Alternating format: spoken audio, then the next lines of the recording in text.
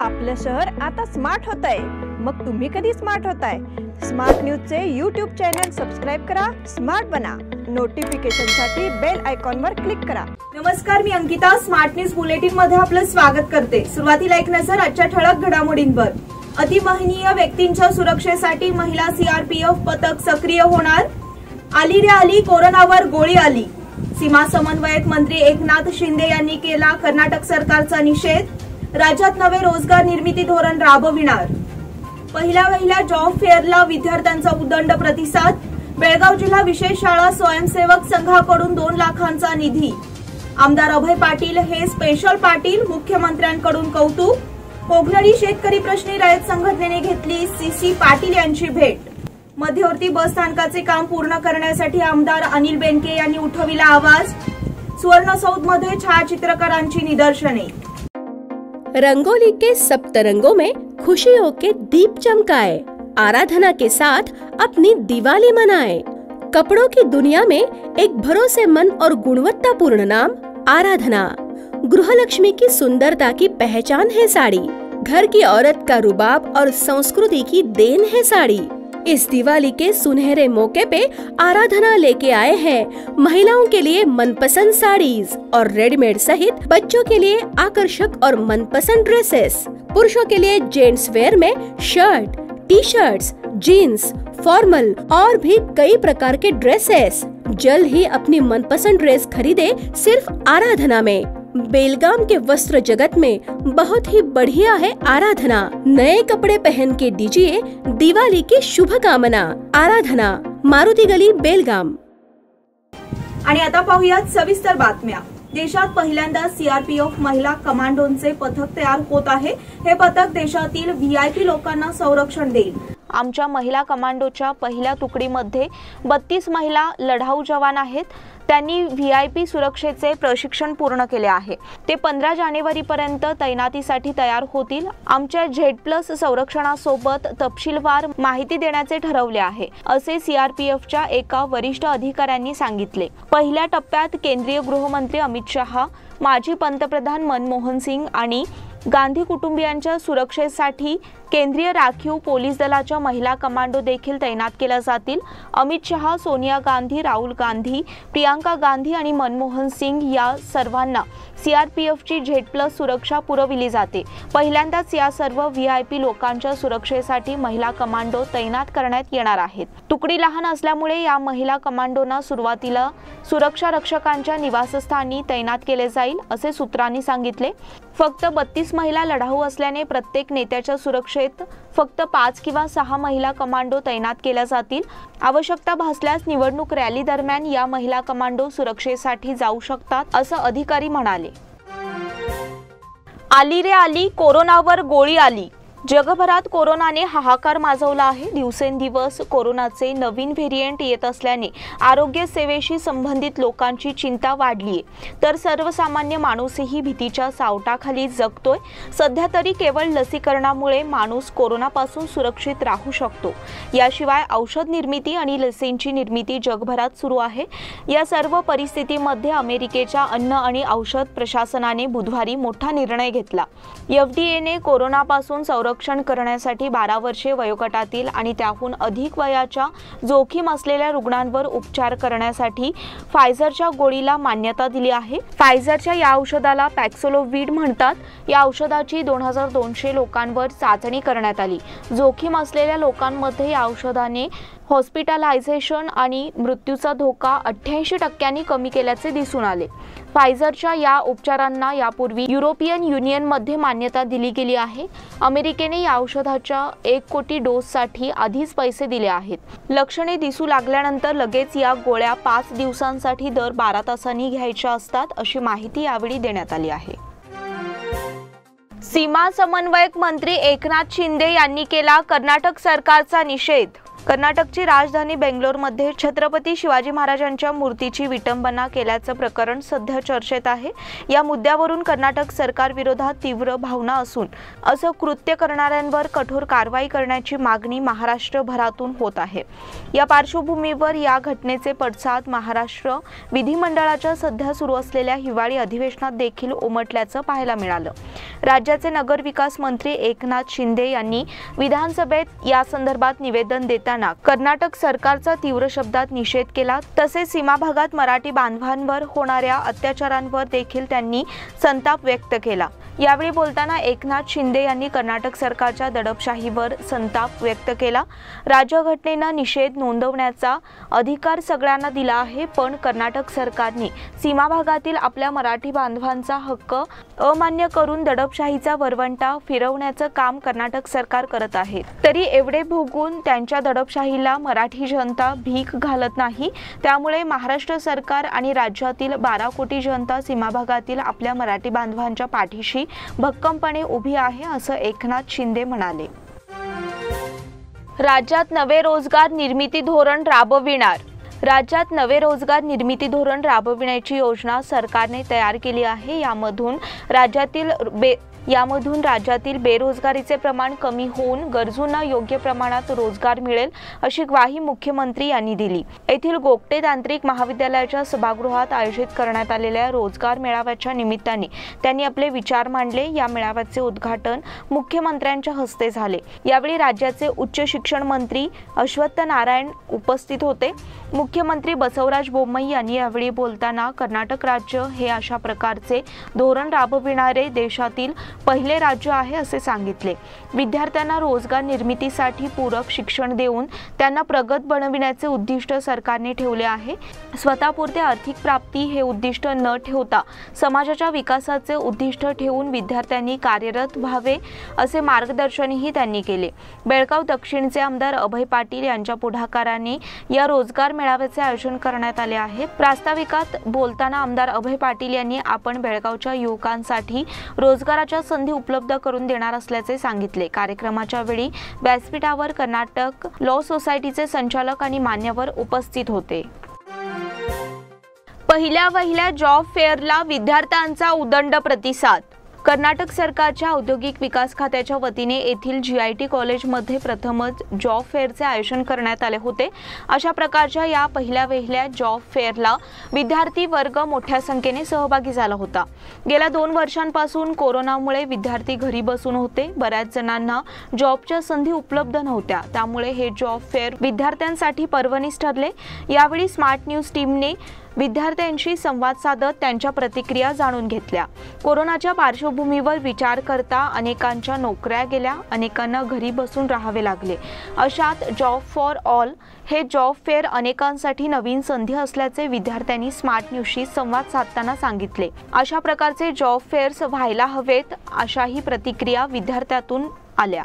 Smart news मध्ये आपलं स्वागत आहे आणि आता तुम्ही इथे पाहू शकता की आम्ही GIT कॉलेजमध्ये आलेलो आहोत आणि इथे जॉब फेअर सुरू आहेत आणि त्यासाठी मोठ्या प्रमाणात इथे विद्यार्थी वर्ग आलेला आहे। त्यांच्याकडून जाणून घेऊयात की एकंदरीत इथे येऊन त्यांच्या अपेक्षा काय आहेत किंवा अशा पद्धतीचे जॉब फेअर्स असणं त्यांच्यासाठी किती महत्त्वाचं आहे। तर आपल्यासोबत आता एक विद्यार्थी आहे, त्याच्याकडून त्याच्या प्रतिक्रिया याविषयी जाणून घेऊयात।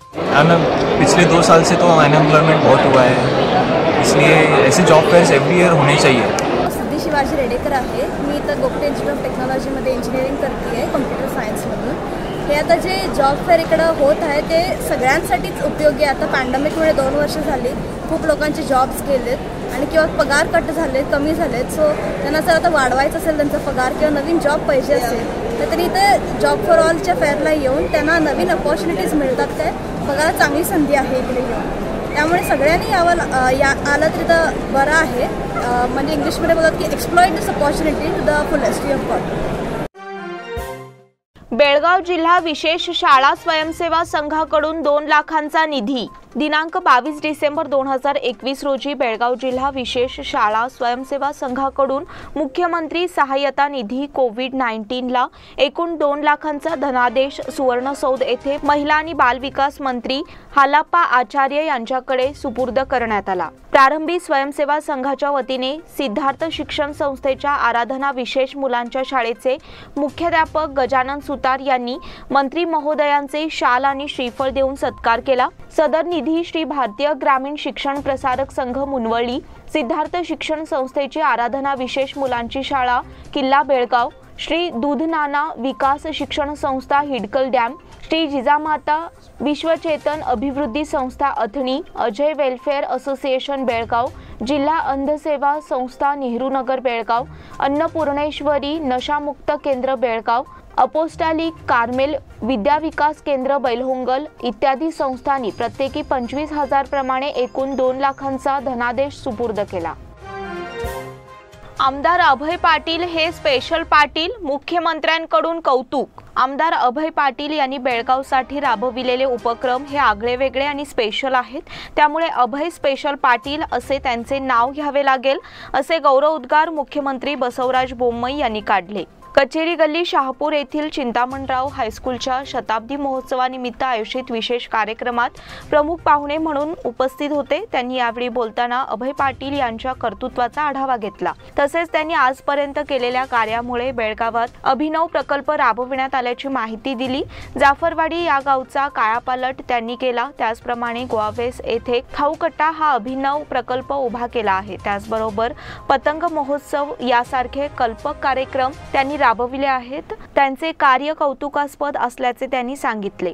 चिंतामणराव हायस्कूलच्या शताब्दी महोत्सवाचे विशेष पाहुणे म्हणून सांगली संस्थानच्या पटवर्धन सरकारचे वंशज विजयसिंग राजे पटवर्धन आणि विजयलक्ष्मी राजे पटवर्धन उपस्थित होते। यावेळी शाळेमध्ये निर्माण करण्यात आलेल्या नवीन गुरुस्मरण या केंद्राचे उद्घाटन मान्यवरांच्या हस्ते करण्यात आले। यावेळी शिक्षण मंत्री BC नागेश, सार्वजनिक बांधकाम मंत्री CC पाटील, पालकमंत्री गोविंद कारजोळ आणि इतर मान्यवर उपस्थित होते। प्रारंभी अभय पाटील यांनी प्रास्ताविक केले। ನೀವು ಅದನ್ನ ಕರಿಬೇಕು ಏನಪ್ಪಾ ಅಂದ್ರೆ ಅಭಯ್ ಸ್ಪೆಷಲ್ ಪಾಟೀಲ್। ಈಗ ಚಾಟ್ ನಾವು ನೋಡಿದ್ವಿ, ನನ್ನ ಪ್ರಕಾರ ಇಡೀ ಭಾರತ ದೇಶದಲ್ಲಿ ಹಿಂಗೊಂದು ಚಾಟ್ ಮಾಡಿ ಜನರಿಗೆ ಅನುಕೂಲ ಮಾಡಿಕೊಡ್ಬೇಕು, ಅಲ್ಲಿ ಉದ್ಯೋಗ ಸೃಷ್ಟಿ ಮಾಡಬೇಕು, ಜನ ಬರೋದಕ್ಕೆ ಅನುಕೂಲ ಮಾಡಿಕೊಡ್ಬೇಕು, ಬೇರೆ ಬೇರೆ ತಿನಿಸು ತಿನ್ನಬೇಕು ಇಡೀ ದೇಶದ್ದು ಅಂತ ಪ್ರೈವೇಟ್ನವರೇನೋ ಮಾಡ್ತಾರೆ। ಅದರ ಶಾಸಕ ಮಾಡುವಂಥದ್ದು ಒಂದು ದಾಖಲೆ ನಾನು ಎಲ್ಲೆಲ್ಲೂ ಕೇಳಿದೆ। कोगनोळी शेतकरी प्रश्नी रयत संघटनेने घेतली CC पाटील यांची भेट। केंद्र सरकारचा महत्त्वाकांक्षी पुणे बेंगलोर महामार्ग 6 पदरीकरण प्रकल्पामुळे कोगनोळी तालुका निपाणी येथील कर्नाटक सीमेवरील शेतकरी आणि व्यापारी नागरिकांचे मोठे नुकसान होणार असून तो प्रकल्प इतरत्र करण्याबाबत कर्नाटक राज्य रयत संघटना चिक्कोडी जिल्हाध्यक्ष राजू पवार यांच्या नेतृत्वाखाली शेतकरी आणि व्यापारी यांनी राजकीय नेते आणि संबंधित अधिकाऱ्यांना लेखी निवेदन सादर केले आहे। हा प्रकल्प करत असताना येथील शेतकऱ्यांना विश्वासात घेऊन करावा अशी शेतकऱ्यांची मागणी आहे। यासाठी रयत संघटनेच्या माध्यमातून कोगनोळी येथे महामार्गावर आंदोलनही केले होते। सध्या बेळगाव येथे कर्नाटक राज्याचे हिवाळी अधिवेशन सुरू आहे। या अधिवेशनाला रयत संघटनेने घेराव घालण्याचा निर्धार घातला होता। त्यामुळे कर्नाटक राज्याचे सार्वजनिक बांधकाम मंत्री CC पाटील यांनी रयत संघटनेला बैठकीसाठी आमंत्रित केले होते। रयत संघटना चिक्कोडी जिल्हाध्यक्ष राजू पवार यांच्या नेतृत्वाखालील शिष्टमंडळाने सार्वजनिक बांधकाम मंत्र्यांची भेट घेऊन सुमारे 1 तास चर्चा केली। कोगनोळीचा जो काय शेतकऱ्यांचा जो प्रश्न चालू आहे, गेले 3 महिने झाले जे आम्ही आंदोलन करायला लागलोय, कारण कुठल्याही परिस्थितीत हा प्रोजेक्ट इथं व्हायचं नाही म्हणून आमची रयत संघटनेची मागणी आहे। आणि तहसीलदार साहेब असतील, EC साहेब, DC साहेब सगळ्यांना आम्ही निवेदन दिलेलं आहे आणि 15 तारखेला मोठा मोर्चा काढून तहसीलदारला आम्ही आंदोलन दिले आणि बेळगावच्या अधिवेशनामध्ये आम्ही चाबूक मोर्चा घेऊन गेलो। त्यावेळी आमचे बऱ्याच मंत्र्यांनी आम्हाला भेट देऊन किंवा काही विरोधी आमदारांनी सुद्धा भेट दिली आणि तिचं आम्हाला सांगितलं की आजचं आंदोलन तुम्ही स्थगित करा आणि तुम्हाला आम्ही स्पेशल मीटिंग करून देतो। त्या पद्धतीनं आज आम्हाला PWD मंत्री म्हणजे बांधकाम मंत्री जे आहेत त्यांनी CC पाटील साहेबांनी आम्हाला भेट दिली। आमच्याबरोबर अर्धा तास अगदी सखोल पद्धतीने चर्चा केली आणि हा इथं प्रोजेक्ट झाल्यानंतर शेतकऱ्यांचं, शेतमजुरांचं आणि गोरगरीब खोकीदारकांचं किंवा हॉटेलवाल्यांचं काय नुकसान होतंय अशा पद्धतीने आम्ही त्यांच्याकडे म्हणणं मांडलं। तत्काळ त्यांनी आमचं म्हणणं ऐकून घेऊन सगळ्यांना आदेश दिलं आणि त्यांनी असं सांगितलं, शेतकऱ्यांना विश्वासात घेतल्याशिवाय कुठल्याही पद्धतीचं इथं काम करायचं नाही, अशा पद्धतीचा आदेश दिलेला आहे. आणि इथून पुढच्या काळामध्ये हा प्रोजेक्ट जर करायचा असेल तर तुमची सरकारी जागा आहे, त्या सरकारी जागेमध्ये करा म्हणून असं त्यांना आम्ही सुचवलेलं आहे. त्या पद्धतीने आता पुढे काय होतंय आम्ही त्यांची वाट बघणार आहे. आणि एवढं करून बी जर काय झालं नाही तर आमचा आंदोलनाचा हा लढा जोपर्यंत प्रोजेक्ट कॅन्सल होत नाही तोपर्यंत आमचा आंदोलनाचा तीव्र लढा चालू राहणार. मध्यवर्ती बस स्थानकाचे काम पूर्ण करण्यासाठी आमदार अनिल बेनके यांनी उठविला आवाज. गेल्या 4 वर्षांपासून बेळगाव मध्यवर्ती बस स्थानकाच्या नूतनीकरणाचे काम अत्यंत संथ गतीने सुरू आहे. सदर कामासाठी 2 वर्षांचा अवधी देण्यात आला असताना 4 वर्षे उलटूनही 50% काम झालेले नाही. बस स्थानकाच्या कामाला विलंब झाल्यामुळे प्रवाशांना नाहक त्रास सोसावा लागत आहे. त्यामुळे बस स्थानकाचे उर्वरित काम केव्हा पूर्ण करण्यात येणार असा सवाल बेळगाव उत्तरचे आमदार अनिल बेनके यांनी विधानसभेत उपस्थित केला. यावेळी परिवहन मंत्री श्रीरामुलू यांच्या अनुपस्थितीत मंत्री गोविंद कारजोळ यांनी आगामी वर्षभरात बेळगाव मध्यवर्ती बस स्थानकाचे काम पूर्ण करण्यात येईल अशी ग्वाही दिली आहे. बुधवारी सकाळी विधानसभेत प्रश्नोत्तर काळात आमदार अनिल बेनके यांनी आपल्या मतदारसंघात असलेल्या बेळगावच्या मध्यवर्ती बस स्थानकाच्या कामाला विलंब झाल्याबद्दल नाराजी व्यक्त केली. सदर काम 2017 साली हाती घेण्यात आले होते. काम पूर्ण करण्यासाठी ठेकेदाराला 2 वर्षाची मुदत देण्यात आली होती. दरम्यान 4 वर्षे उलटूनही नूतनीकरणाचे काम 50%ही झालेले नाही. त्यामुळे प्रवाशांना मोठी अडचण निर्माण झाली आहे. याचा गंभीर विचार करून सदर काम लवकरात लवकर पूर्ण करावे अशी मागणी आमदार बेनके यांनी केली. सुवर्णसौधमध्ये छायाचित्रकारांची निदर्शने. धर्मांतर बंदी विधेयकाच्या पार्श्वभूमीवर विधानसभेतील छायाचित्रण करण्यास व्हिडिओ आणि छायाचित्रकारांना सुवर्णसौधमध्ये बुधवारी निर्बंध लादण्यात आले. त्या निषेधार्थ सुवर्णसौधच्या पश्चिम गेट समोर प्रतिनिधींनी निदर्शने केली. कॅमेऱ्यांना सुवर्णसौधमध्ये प्रवेश देऊ नये असा आदेश सरकारने काढल्याच्या पार्श्वभूमीवर विधानसौध सचिवालयांकडून व्हिडिओ पत्रकारांना बाहेर काढण्यात आले. विधानसभा दालन आणि विरोधी पक्ष कक्षाजवळ कॅमेरा आणण्यास सभापतींनी निर्बंध घातले. सभापती विश्वेश्वर हेगडे कागेरी यांनी आंदोलनस्थळी येऊन पत्रकारांशी चर्चा केली. शिवाय मी असा कुठलाच आदेश काढलेला नाही, तुम्ही तुमचे नित्याचे काम सुरू ठेवा अशी सूचना केली. त्यानंतर सगळ्या गेटमधून पत्रकारांना प्रवेश देण्याची सूचना पोलीस अधिकाऱ्यांना केली. या बुलेटिन मधील पुढील बातम्या छोट्याशा विश्रांतीनंतर. Poddar Brothers Jewelers, a perfect blend of traditional and modern jewelry in North Karnataka, Goa and southern Maharashtra, serving since 5 generations.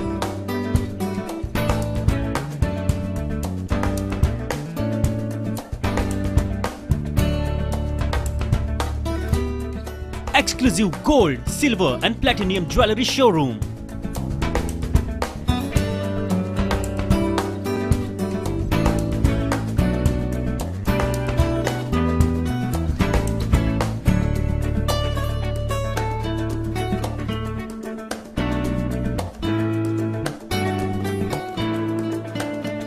Poddar Brothers, Poddar Sons and Grandsons. Khade Bazar, Belgaum. Call is on 0831 240 5550 or 51 or 52 or 53. Visit us at www.poddarjewelers.com. बेलगाम वासियों के पसंद में उतरा उड़ान बार end restaurant. Social distancing का ख्याल रखते हुए हमारा स्टाफ देता है बेहतरीन सर्विस का विश्वास। यहां है पार्टी और फंक्शन के लिए 3 आलीशान हॉल, कारपोरेट डिनर मीटिंग के लिए 3 अलग कक्ष, आईपीएल मैच देखने के लिए 3 बड़े स्क्रीन की विशेष सुविधा।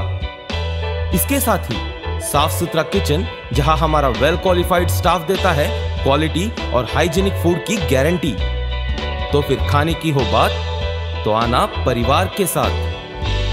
उड़ान बार एंड रेस्टोरेंट, लिंगराज कॉलेज के पास, बेलगावी। फोन 0831 243577। विश्रांतीनंतर पुन्हा एकदा आपलं स्वागत। बेळगाव परिसरात 500 एकरमध्ये फाउंड्री पार्कची उभारणी करण्यात येईल असे आश्वासन मुख्यमंत्री बसवराज बोम्मई यांनी दिले।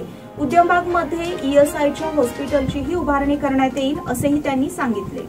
बेळगाव परिसरात उद्योजकांच्या विविध समस्यांसंदर्भात आमदार अभय पाटील यांच्या पुढाकाराने सुवर्ण सौधमधील एका सभागृहात उद्योजकांबरोबर मुख्यमंत्री बसवराज बोम्मई यांच्या बैठकीचे आयोजन करण्यात आले होते। बैठकीला मध्यम आणि अवजड उद्योग मंत्री मुरगेश निराणी, कामगार मंत्री शिवराम हेब्बार, नगर विकास मंत्री बसवराज भैरत्ती, आमदार Abhay Patil, chamber of commerce and इंडस्ट्रीचे अध्यक्ष रोहन जुवडी यांच्यासह विविध उद्योजक संघटनेचे प्रतिनिधी उपस्थित होते। उद्योजकांच्या सर्व समस्या ऐकून घेतल्यानंतर त्या सोडविण्यासाठी सरकार प्रयत्न करेल असे आश्वासन बोम्मई यांनी दिले। उद्यमबागमध्ये ESI हॉस्पिटलची उभारणी करण्यात येणार असून यासाठी आमदार अभय पाटील यांनी 5 एकर जागा उपलब्ध करून द्यावी अशी सूचनाही बोम्मई यांनी केली। यावेळी लघु उद्योजक संघटनेचे अध्यक्ष महादेव चौगुले, उद्योजक महेंद्र पोरवाल, प्रभाकर नागर मुन्नोळी आदी उपस्थित होते। सफाई कर्मचाऱ्यांच्या वसाहतीसाठी भूमिपूजन। गृहभाग्य योजनेअंतर्गत बुधवारी नगर विकास मंत्री बसवराज भैरत्ती यांच्या हस्ते सफाई कामगारांच्या वसाहतीसाठी भूमिपूजन करण्यात आले। आझमनगर येथे महापालिकेकडून 12 कोटी रुपयांच्या निधीतून सफाई कामगारांसाठी वसाहत उभारण्यात येणार आहे। या वसाहतीत 120 कर्मचाऱ्यांना घरकुल देण्यात येणार आहे। मंत्री बसवराज बोम्मई यांच्या हस्ते कुदळ मारून कामाला चालना देण्यात आली। यावेळी आमदार अनिल बेनके, नगरसेवक शिवाजी मंडोळकर, इम्रान फतेखान, नगरसेविका रेश्मा पाटील, जयतीर्थ सौदत्ती, आयुक्त डॉक्टर रुद्रेश घाडी आदी उपस्थित होते। मार्कंडेयकडून 79,000 टन गाळप। मार्कंडेय सहकारी साखर कारखान्याने आतापर्यंत 79,000 टन ऊसाचे गाळप केले आहे। यंदा 2 लाख टन गाळपाचे उद्दिष्ट असून शेतकऱ्यांना 2,500 रुपयांचा दर देण्यात येणार आहे अशी माहिती चेअरमन अविनाश पोद्दार यांनी दिली। काकती येथील मार्कंडेय सहकारी साखर कारखान्याची सर्वसाधारण सभा बुधवारी ऑनलाईन पद्धतीने झाली। सरकारच्या मार्गसूचीनुसार सलग दुसऱ्या वर्षी कोरोनामुळे सर्वसाधारण सभा ऑनलाईन पद्धतीने घ्यावी लागली। चेअरमन अविनाश पोद्दार म्हणाले, मार्कंडेय सहकारी साखर कारखाना पूर्ण गतीने सुरू आहे। कारखान्यावरील विविध बँकांचे कर्ज कमी करण्यात येत आहे। कार्यकारी संचालक आणि संचालक मंडळाच्या विचार विनिमयातून विविध कामे हाती घेण्यात आली आहेत। स्थानिक शेतकऱ्यांनी ऊस पुरवठा केला तर कारखान्याला वाहतुकीवर करावा लागत असलेला खर्च कमी होणार आहे। त्यामुळे शेतकऱ्यांनी स्वतःच्या कारखान्यासाठी ऊस पुरवठा करावा। आतापर्यंत 20,000 टन ऊसाचे बिल देण्यात आले आहे। लवकरच सर्व शेतकऱ्यांना बिल देण्यात येईल असे त्यांनी सांगितले। मराठा बँकेला सर्वात जास्त राखीव निधी पुरस्कार। बेळगाव जिल्हा अर्बन सौहार्द कोऑपरेटिव्ह बँक सोसायटीची सन 2020-21 ची वार्षिक सर्वसाधारण सभा मराठा बँकेच्या छत्रपती शिवाजी महाराज सभागृहामध्ये झाली। या प्रसंगी जिल्ह्यातील 5 सहकारी बँकांचा सन्मान करण्यात आला। मराठा कोऑपरेटिव्ह बँकेला जिल्ह्यामधील सर्वात जास्त राखीव निधी असलेली बँक म्हणून सन्मानित करण्यात आले। बेल्लत बागेवाडी अर्बन बँकेचे चेअरमन पवन कत्ती यांच्या हस्ते शाल आणि प्रशस्तीपत्रक देऊन सन्मान करण्यात आला। बँकेचे संचालक बाळासाहेब काकतकर यांनी पुरस्काराचा स्वीकार केला। General manager Gajanan Hishobkar, manager Santosh Dhamanekar, officer Pramod Todkar सहभागी झाले। असोसिएशनचे अध्यक्ष बाळाप्पा कम्मणगी, संचालक मल्लिकार्जुन चिनमुरी, प्रदीप ओवळकर, अमरनाथ महाजन शेट्टी, मंजुनाथ शेठ, BA भोजकर आणि जिल्ह्यातील सहकारी बँकांचे प्रतिनिधी उपस्थित होते। 7,000 शिक्षकांना कोरोना। लॉकडाऊन काळात राज्यातील विद्यागम योजनेत समाविष्ट 7,000 शिक्षकांना कोरोनाची लागण झाली होती। त्यामध्ये 4,432 प्राथमिक शिक्षकांचा तर 2,837 माध्यमिक शिक्षकांचा समावेश होता। त्यातील 4,398 प्राथमिक शिक्षक तर 2,825 माध्यमिक शिक्षक बरे झाले आहेत अशी माहिती प्राथमिक आणि माध्यमिक शिक्षण मंत्री B नागेश यांनी सांगितले। निजतचे आमदार भोजेगौडा यांना यासंबंधीचा प्रश्न विचारला होता। भग्न प्रतिमा संकलनास अनगोळात प्रतिसाद। सर्व लोकसेवा फाउंडेशनने केलेल्या आवाहनानुसार अनगोळमधील लोकांनी देवदेवतांच्या भग्न प्रतिमा फाउंडेशनकडे उत्स्फूर्तपणे सुपूर्द केल्या। भग्न प्रतिमांचे संकलन हा आगळावेगळा उपक्रम सर्व लोकसेवा फाउंडेशनच्या वतीने सुरू करण्यात आला आहे। आज या उपक्रमाला एक चळवळीचे स्वरूप प्राप्त झाले आहे। शहरातील अनगोळ येथील विठ्ठल रुक्मिणी मंदिर परिसरात आणि अनगोळ तलावाशेजारील परिसरातील भग्न प्रतिमा जमा करण्यात आल्या। यावेळी यापुढेही अशाच प्रकारचे समाजकार्य लोकसेवा फाउंडेशनच्या माध्यमातून सुरू राहील अशी ग्वाही अध्यक्ष वीरेश बसया हिरेमठ यांनी दिली। संतोष हिरेमठ, देवापा कांबळे, बाळू कणबरकर, भैरू कंगराळकर, कृष्णा जठार, विनायक हिरेमठ, देवापा कांबळे, यल्लेश होळकर तसेच अनगोळमधील रहिवासी उपस्थित होते। राणी चन्नम्मा विद्यापीठाच्या नूतन इमारतीचे भूमिपूजन। विद्यापीठांनी ज्ञान घेण्यासाठी पूरक वातावरण तयार करावे, हे ज्ञानाचे युग आहे। ज्ञानाकडे जागतिक शक्ती वळत आहे। विद्यापीठांनी हे जाणून घेऊन शिक्षणाचा दर्जा सुधारावा असे आवाहन मुख्यमंत्री बसवराज बोम्मई यांनी केले। हिरेबागेवाडी येथे मल्लपण डोंगरावर नव्याने उभारण्यात येणाऱ्या राणी चन्नम्मा विद्यापीठाचे भूमिपूजन करून मुख्यमंत्री बोलत होते। 126 एकर जागेमध्ये हे विद्यापीठ उभारण्यात येणार आहे। विद्यापीठाला आंतरराष्ट्रीय दर्जा मिळवून देण्यासाठी विद्यापीठाच्या शिपाईपासून कुलगुरूंनी प्रयत्न केले पाहिजे। प्रत्येक क्षेत्राला नवनवीन तंत्रज्ञानाचा अवलंब केला जात आहे, त्याप्रमाणे बदल घडून आणून विद्यार्थ्यांना ज्ञान द्यावे, नवनवीन प्रयोग करण्यात यावेत। बदलत्या तांत्रिक आणि वैज्ञानिक युगामध्ये विद्यापीठात बदल घडवून आविष्कार घडवावेत असे त्यांनी सांगितले। विद्यापीठाला आता आवश्यक सुविधा मिळवून देण्यात येतील असे उच्च शिक्षण मंत्री अश्वत्थ नारायण यांनी सांगितले। वक्फ मंत्री शशिकला जोल्ले, आमदार लक्ष्मी हेब्बाळकर, विधान परिषदेतले सरकारचे प्रतोद महांतेश कवडगीमठ, आमदार अरुण शाहपूर, डॉक्टर बसवांना तळवार, हनुमंत निराणी, आमदार चन्नराज हट्टीहोळी, विद्यापीठाचे कुलगुरू प्राध्यापक एम रामचंद्र गौडा आदी उपस्थित होते। संगोळी रायण्ण सोसायटीबद्दल सहकार मंत्र्यांसमोर तक्रार। जिल्ह्यामध्ये अनेक सहकारी सोसायट्या बुडीत निघाल्याने ठेवीदारांना कोट्यावधीचा फटका बसला आहे। ठेवीदार अडचणीत असून यावर त्वरित तोडगा काढावा, ठेवीदारांना दिलासा द्यावा अशी मागणी सहकार मंत्री एच.टी. सोमशेखर यांच्याकडे ॲडव्होकेट एन.आर. लातूर आणि सिनियर सिटीझन संघाकडून करण्यात आली। सुवर्णसौध येथे सहकार मंत्री एस.टी. सोमशेखर यांनी भेट घेऊन सहकार सोसायटी बुडीत निघाल्याने निर्माण झालेल्या समस्येवर चर्चा करण्यात आली। तासभर झालेल्या चर्चेत जिल्ह्यातील सहकारी सोसायट्यांमुळे नागरिकांना सोसाव्या लागलेल्या त्रासाची माहिती देण्यात आली। Sangoli Rayanna cooperative society, Basaveshwar multipurpose सौहार्द सहकारी, नियमित चिकोडी, न्यू सैनिक सोसायटीमधून ठेवी परत मिळत नसल्याने निर्माण झालेली अडचण सहकार मंत्र्यांच्या निदर्शनास आणून देण्यात आली।